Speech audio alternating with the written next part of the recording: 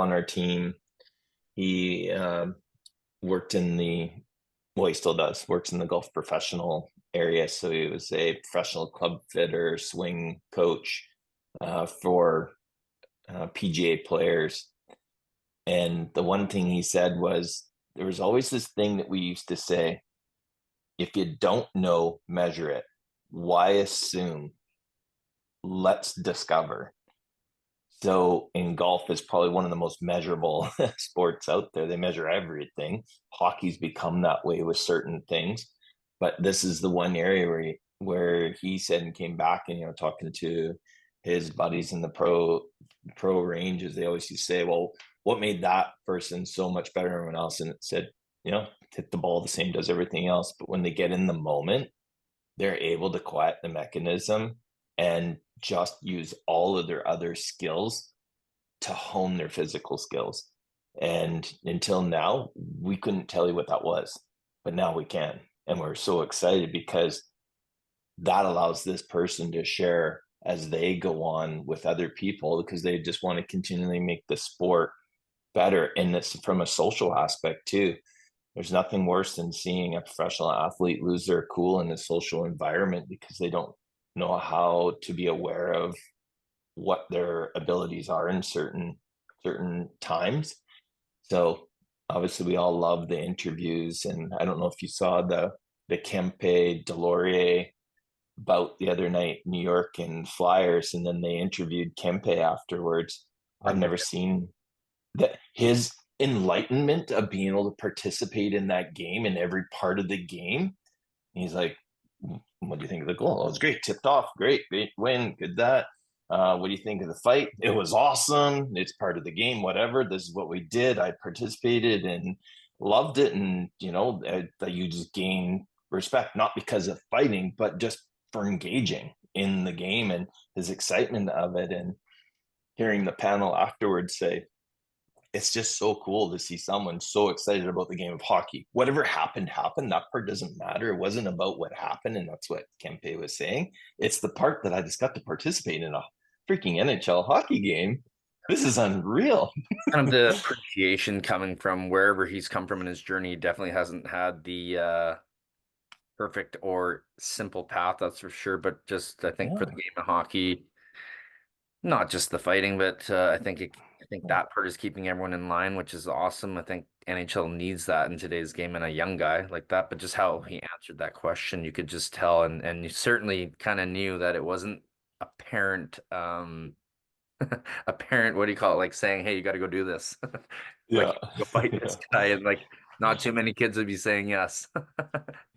No, no. It's just, yeah, the cool experience. It was neat to just see how excited he was. And yeah, it hurts to fight. It's not the best part of the game, but it is part of the game in its own sense and has purpose. It's like hit it, like full contact. And Brandon, I just want to make comment. This is kind of how this really came about. Is that I was talking to it was in a Hockey Canada um, checking contact committee that I was a part of, and I said the problem with starting full body contact at age 15 now is that it's a behavior, it's a learned behavior, full body contact. It should start at age 5 because you learn how to give, learn how to take, you learn why it happened.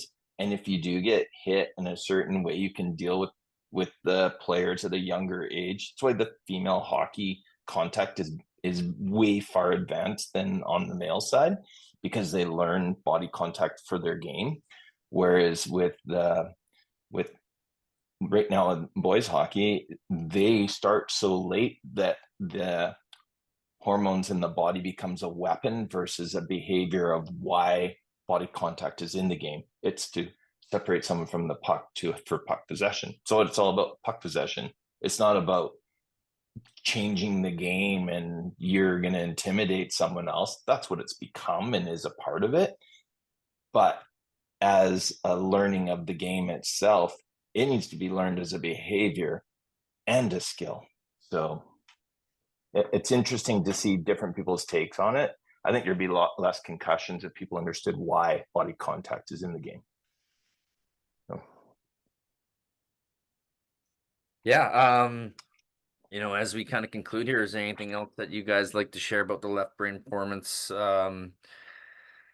platform assessment and just hoping that these parents and also athletes understand how important it is to have these types of skills. And it's not just the stick skills or the skating skills only, or even as much as IQ is most important in the game of hockey for that side, but this behavioral stuff, and it will relate to a lot of their um, sport journeys, hockey journeys, and especially their daily lives. I think how they can handle all of this.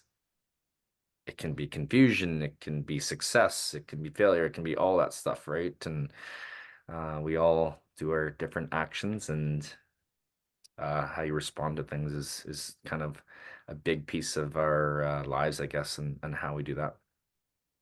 Well, sports are 90% physical, 95% mental, and the other 99% is in your head. Do the math. Yeah. Well, Yeah. I'll just add, like, this, as the game gets more advanced, and there's all kinds of technology, and there's all kinds of analytics. This is one new technology that is just a really useful tool. And I think, if people want to improve on something, you got to kind of see where you're at, and be able to measure it. And that's what this does. And we're doing our best to want to help and educate and create that awareness for athletes, and just for young people, to be aware of their behaviors and how to improve them. And I want to also just acknowledge you, Brandon, for having us on, and just acknowledging what you've created with BW Hockey, and on the skills side, and just creating a little awareness for left brain on your platform, to support the mental side of the game, the behavioral side of the game. And it's really cool to see what you've created here on the island, and what you contribute to the game of hockey. So thanks a lot for having us. Thanks a lot there, Steve and Brad. Thanks. And yeah, I look forward to working with you and trying to continue to mentor, and we'll change the culture of hockey, especially in our local communities. Great. Let's Thanks, do it. Brendan.